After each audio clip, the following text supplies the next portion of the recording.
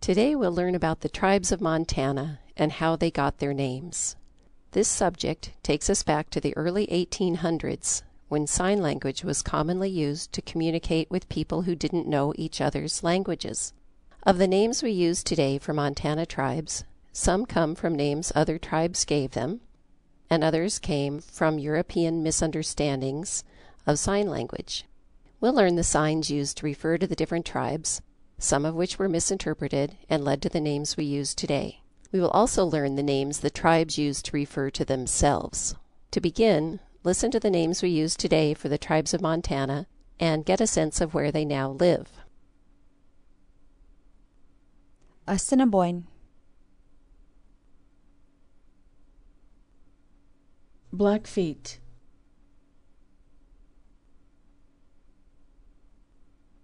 Chippewa,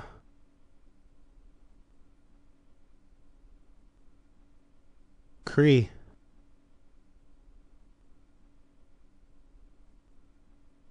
Crew,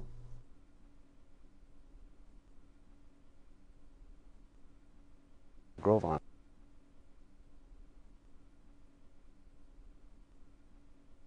Kootenai,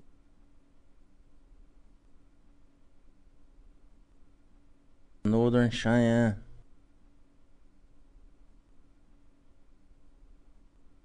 Pend Oreille,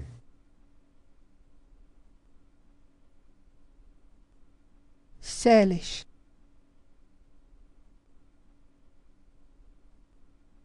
Sioux, In the 1830s, a fur trader named Warren Ferris was intrigued by some of the strange and inappropriate names he heard for tribes in the region. According to Ferris, many tribes had names that described some physical characteristic: flat heads, pierced noses,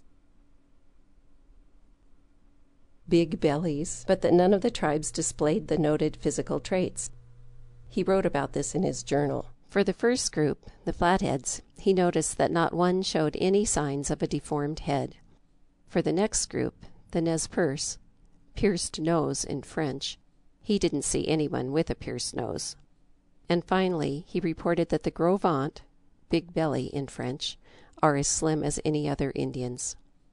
What are the sources of these unusual names? We believe that many of these misnomers came about because European travelers long ago misinterpreted sign language. See, the universal language was sign language. For those who didn't speak other languages, the tribes of the Great Plains developed a way to communicate through signs. No one knows how old this language might be. How do we learn about sign language? The most important source is the people themselves. Some people still speak sign language, and many of their grandchildren understand it. I remember my grandfather, and when he would talk to us, he'd sign. I mean, it's that old, Indian can't hold his hand still. And so we learned a lot of the different signs for different things, like me, you know, the simple signs. And some of the tribal signs, what they called each other, and clan signs. You know, each tribe had their own sign for themselves, and then another tribe would have a sign for them as they saw them. Another source of information comes from research done over a century ago when sign talking was a common practice. We integrate sign language information from a book by W.P. Clark, who spent time with many Indian tribes in the 1870s and 80s, learning all he could about sign language. Another source of information comes from tapes made at the 1930 Sign Language Preservation Conference held in Browning, Montana. This sign talker gathering brought together the best of the sign talkers who still lived in the area in 1930. It was easy to get confused if you were a traveler from afar, because of variations in signs from one tribe to another and from one person to another. Names reflect different points of view, and they are not necessarily the same from place to place. People have names they call themselves, but other people don't usually use these names. Instead, tribes carry names given by others. These names vary depending on the relationships with neighbors. You might understand this better when you think of your own neighborhood. Maybe you have neighbors you refer to by the color of their house, the kind of car they drive, or something they do that you think is funny. Let's look at an example from a tribe that used to be part of Montana, the Northern Shoshone and Bannock people who now live at Fort Hall, Idaho. The sign commonly used for Shoshone by Plains tribes is shown by Rob Collier from the Nez Perce tribe. Shoshone. The term snake for the Shoshone is a misnomer. Ronald Snake Edmo explains this to us. In our cultures, we refer to ourselves either as the location that we come from or the type of food that we eat. Like what is known today as the Lemhi Shoshone, they call themselves a Agaduka, which means salmon eaters. And of course, the sign language that was used on the plains was a waving motion. Well, the white people thought that meant a snake, so they called us the Snake Indians. We call ourselves Nuba, or the people. Another misnomer is the name Nez Perce, people who live just west of Montana. Lewis and Clark had been told about these people and may have been the first to confuse the name. From the Shoshones on August 14, 1805, Meriwether Lewis learns of some people whom he refers to as pursed nose Indians. Lewis apparently misconstrues the gesture, the original meaning of which is unknown. W.P. Clark reports that the gesture of passing the index finger under and close to nose is the common sign for the Nez Perce. But he also mentions that the Blackfeet sometimes make the sign for powder, because the people we know as Nez Perce used a bluish-black paint to paint themselves. Blackfeet speakers still refer to the Nez Perce as the Blue Mud people. The Blackfeet people, they called us the blue powder or blue mud people, because that was what we painted our faces with, was a blue paint made from a blue powder or blue mud. Nez Perce people say they never pierce their noses. They call themselves Nimipu. Nimipu means, that's what we call ourselves, Nez Perce. It means we the people. So you can better understand how sign language can be misinterpreted. You'll be watching the signs for tribes of Montana and writing down what you think they mean. We're not going to tell you which tribe is which the first time through. You're going to want to take out a pencil and paper and number your page from 1 to 13, since you'll be guessing the meaning of 13 signs. There are no wrong answers. Just use your imagination and have fun. You'll have 10 seconds to complete your guess before the next sign appears. We'll show you the signs again afterward when we discover how the tribes of Montana got their names, many of which were misunderstandings of the signs. Using your pencil and paper, watch the signs and write down what you think they mean. You might not have heard the name before, so just write down what you think the sign shows, following the gesture made by Rob Collier. Sign number 1. What do you think this sign means?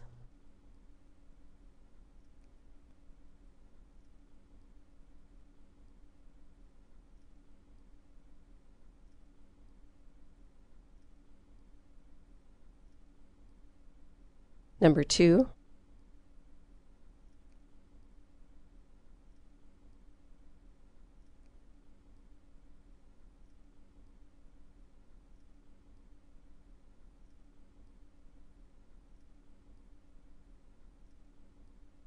Number 3.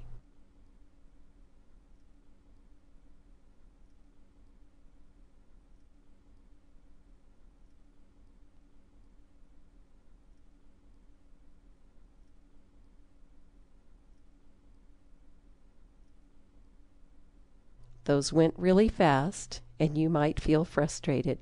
Just imagine if you were traveling long ago and had to watch those signs along with all sorts of other information. It probably was very frustrating, and I bet there were lots of misunderstandings. Now let's go back through history and see how the tribes of western Montana got their names.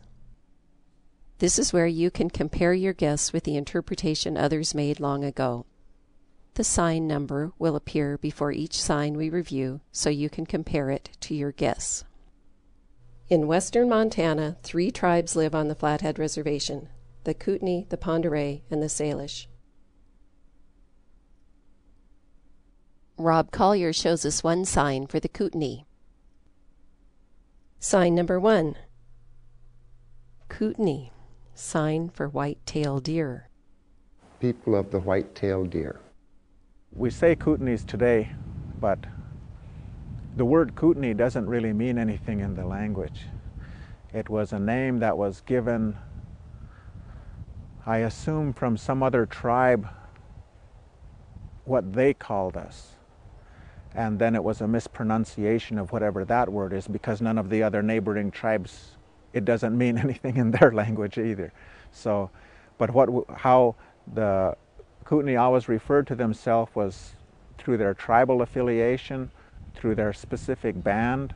Although others call them Kootenays, the Kootenai who live in western Montana, based on the Flathead Reservation, call themselves Ktunaxa. And the way that you pronounce it, it can mean slightly different things. One of the ways is that it means eating food plain, with no seasoning.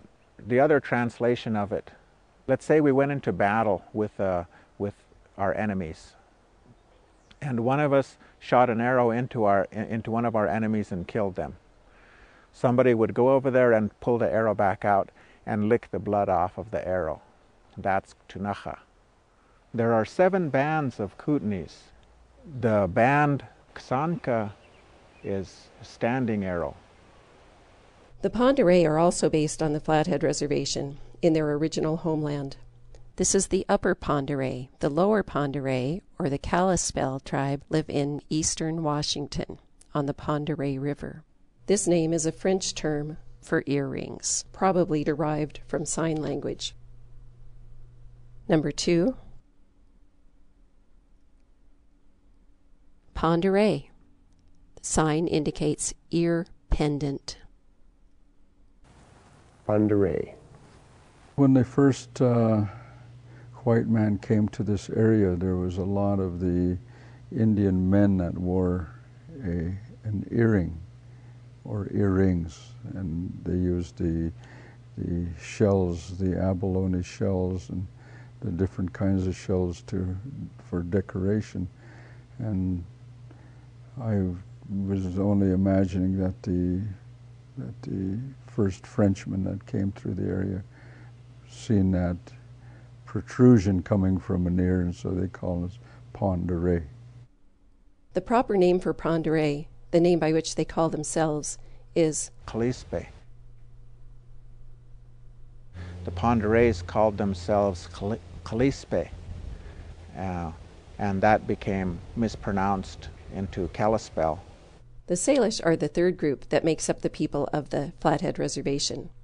Salish, a term used to designate Salish-speaking tribes. Rob Collier shows us the sign used for the Salish. Number 3. In Skayakan, meaning flat head. Sign indicates head flat on sides. Flat head.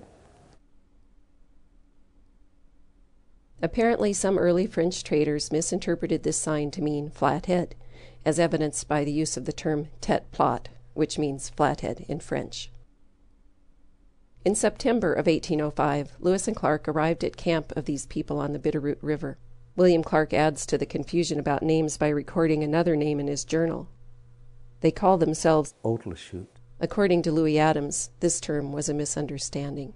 Not only was the flathead a misnomer, so was Otleshoot. When the Indians, our people, met Lewis and Clark's band, and due to the communication they had to use sign language, well, one of their people must have told Three Eagles just like that, where are you people from? Where do you live?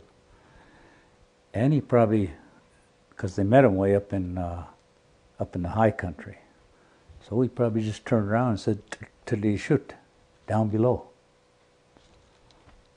And that's what that means. So they wrote it down, Otleshoot, and that wasn't right.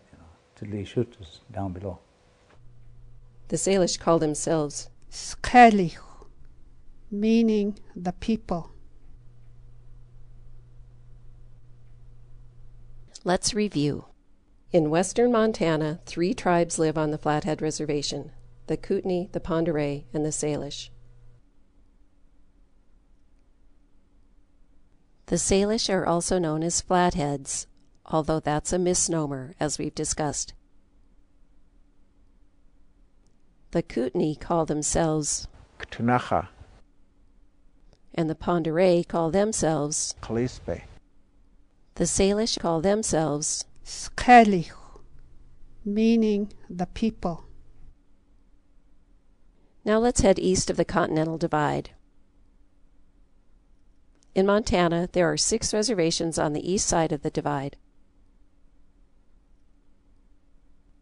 The Blackfeet Reservation, Rocky Boy, Fort Belknap, Fort Peck, Crow, and Northern Cheyenne. Number 4. What do you think this sign means?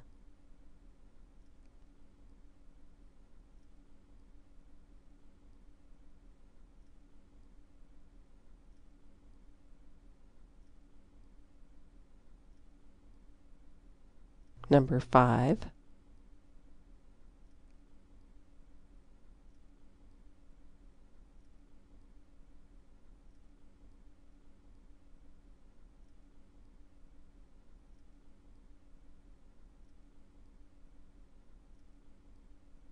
Number 6.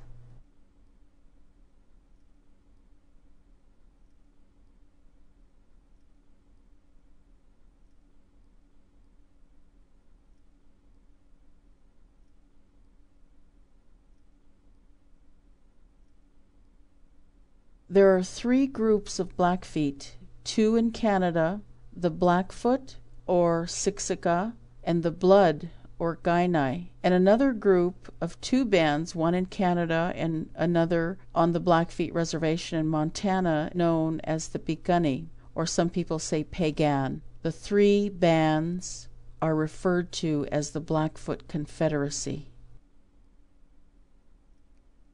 Number 4. Blackfoot. The sign indicates black moccasins. Blackfoot. Number 5. Blood. The act of wiping off a bloody nose. Blood. Number 6. Pagan or Piikani in our language. The sign represents rubbing cheek with rawhide spot in a robe. The Blackfeet people, or the Piikani as they're known in their language, or the spotted robes. No one knows for sure why this large tribe got the name Blackfeet. Some say that another group observed them walking across some scorched earth that had turned their moccasins black, and that's how they got their name.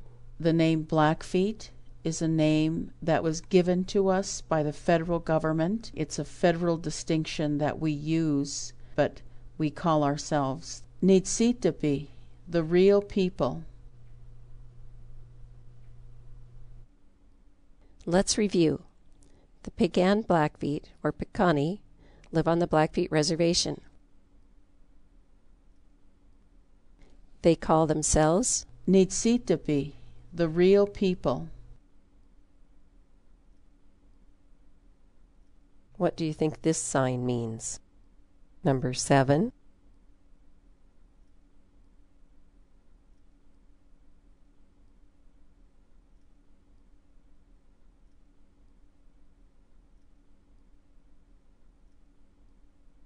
The name Gros Ventre means big belly in French.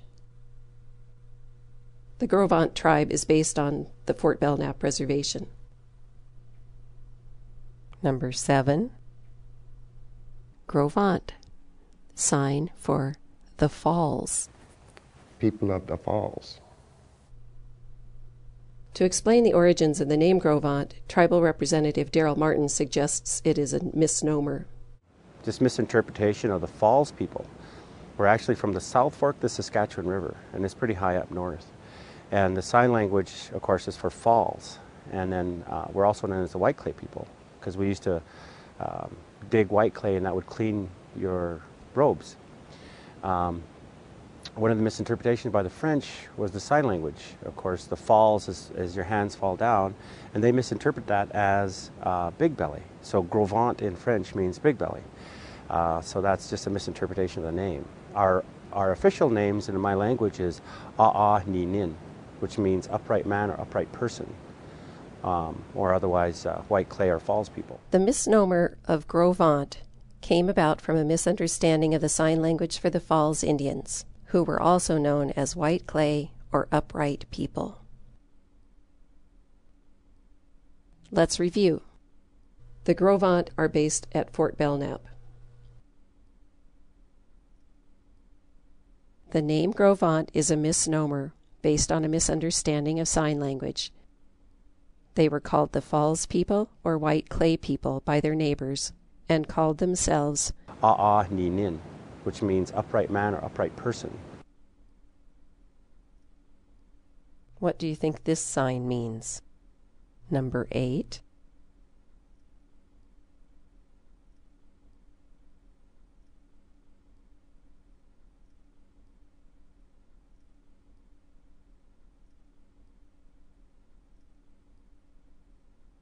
The Assiniboine people of Montana are split between two reservations, Fort Belknap and Fort Peck. I'm a part of the Wadopana band and the Hude-Sanak band. They're the Red Bottom clan and the canoe paddlers. That's what Wadopana means, is canoe paddlers. Number 8. For Assiniboine, the sign, the act of paddling, canoe men. Canoe paddlers. The French gave the word Assiniboines to Assiniboines, but the Ojibwe called us cooks with stone, people who cook with stone, and the French interpreted it as Assiniboine, so that's how we got the name Assiniboine. Otherwise, we know ourselves as Nakota people. So we're Assiniboine to the French, but to us, we're Nakota people. Let's review. The Gros Ventre and one band of Assiniboine are based at Fort Belknap. Another band of Assiniboine, or Nakota, is based at the Fort Peck Reservation along with the Dakota and Lakota Sioux. The word Assiniboine is a misinterpretation by some early French visitor of a name given to those people by the Ojibwe. It meant stone boilers. The Assiniboine call themselves, we know ourselves as Nakota people. Number 9. What do you think this sign means?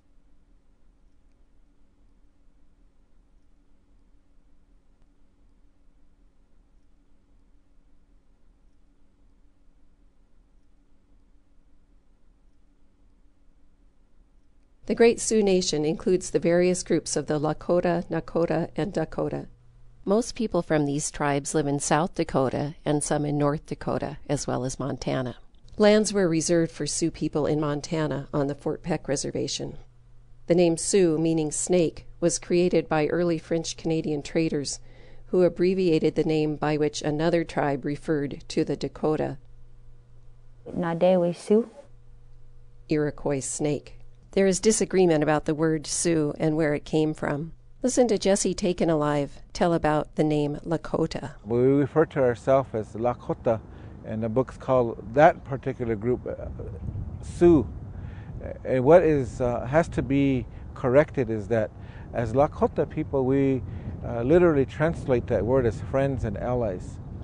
And because we are friends and allies, means that we are friends and allies to ourselves first, and we must be truthful to ourselves first.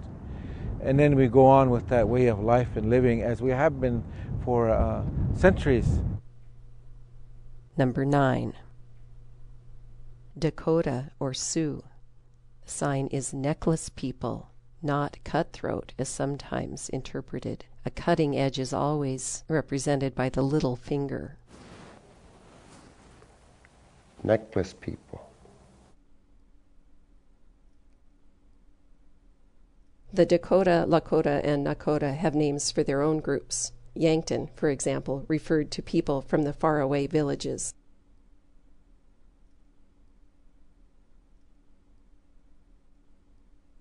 Let's review.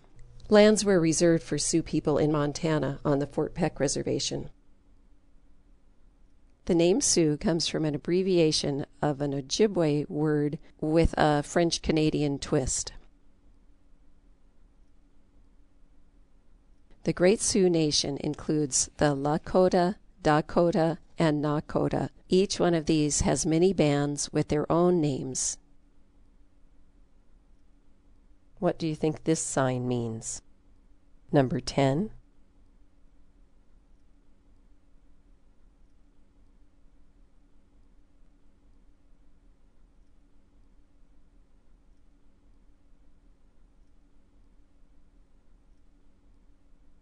The Crow Reservation is home to the Crow. Crow is thought to be a faulty translation of their name for themselves. Apsaloga. In the language of our sister tribe, the Hidatsa, Apsaloge means children of the large-beaked bird. Other tribes would imitate a bird in flight when referring to the Apsaloga in sign language. Number 10. Crow, Apsaloga. Sign represents beating of wings. Children of the large-beaked bird. The whites interpreted this as the Crow, and thus called them Crow Indians. The Crow are divided into two bands. River Crow, Bineza Pela, Mountain Crow, Awahamilikbaga. Let's review. The Crow Reservation is home to the Apsaloga, also known as Crow. The name Crow is a misinterpretation of sign language for a Hidatsa word that means children of the large-beaked bird. The Crow call themselves Apsaloga. What do you think this sign means? Number 11.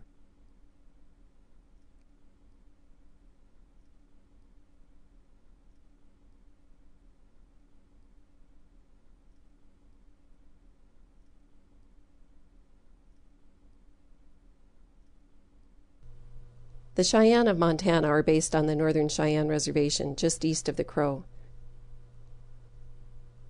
The name Cheyenne came from the French understanding of a Sioux term.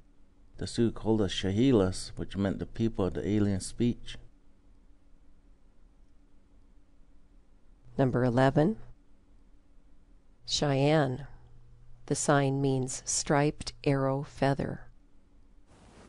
Striped arrow feather.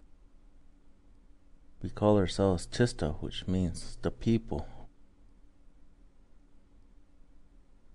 Let's review.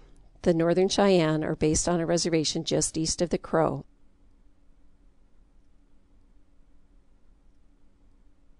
Cheyenne is a misunderstanding by the French of a Sioux word. The Northern Cheyenne call themselves We call ourselves Tista, which means the people. Number 12. What do you think this sign means?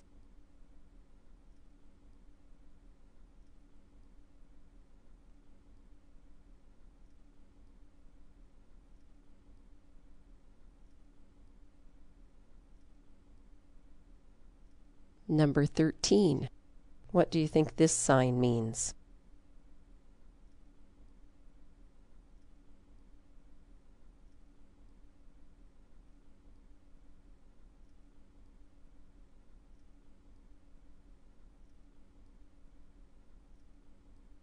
The Chippewa and Cree of Montana have lived together so long they are like one group of people, although they are originally from separate tribes.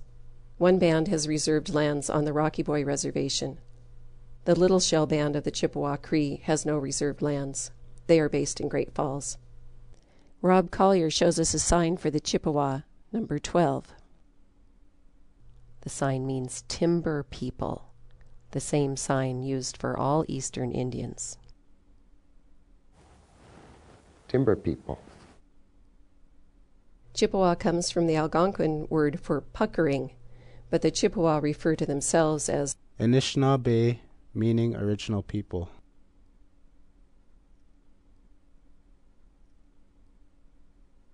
Rob Collier shows us a sign for the Cree, number 13. Cree, the sign means rabbit men.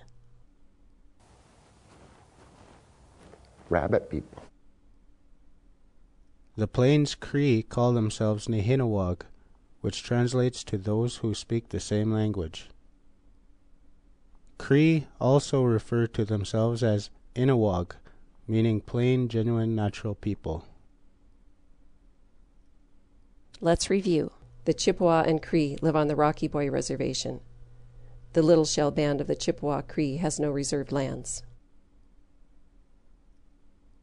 Neighboring groups on the plains called the Chippewa Timber People. The Cree are known by some of their neighbors as Rabbit Men. The Chippewa call themselves Anishinaabe, meaning original people. The Plains Cree call themselves Nehinawag, which translates to those who speak the same language. Cree also refer to themselves as Inawag, meaning plain, genuine, natural people. I bet you would like to see those signs again. Stand up, make sure you have room to spread your arms, and see if you can learn these signs by following along. Kootenai, sign for white-tailed deer. Ponderay, the sign indicates ear pendant. Inskayakan, meaning flat head.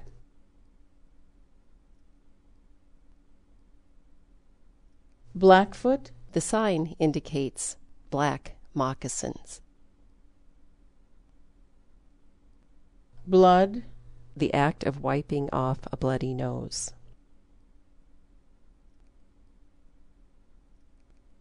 Pagan, or Bikani in our language. The sign represents rubbing cheek with rawhide spot in a robe.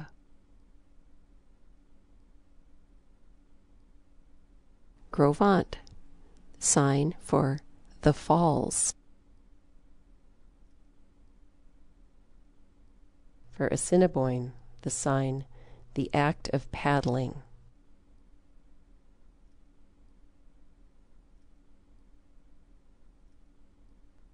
Dakota or Sioux, the sign is necklace people.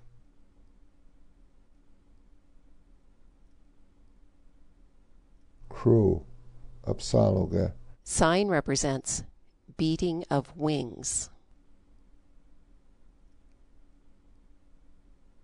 Cheyenne, the sign means striped arrow feather. Chippewa, the sign means timber people.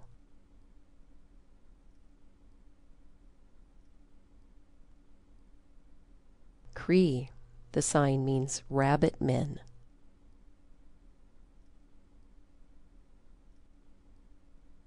Look at all that you have learned.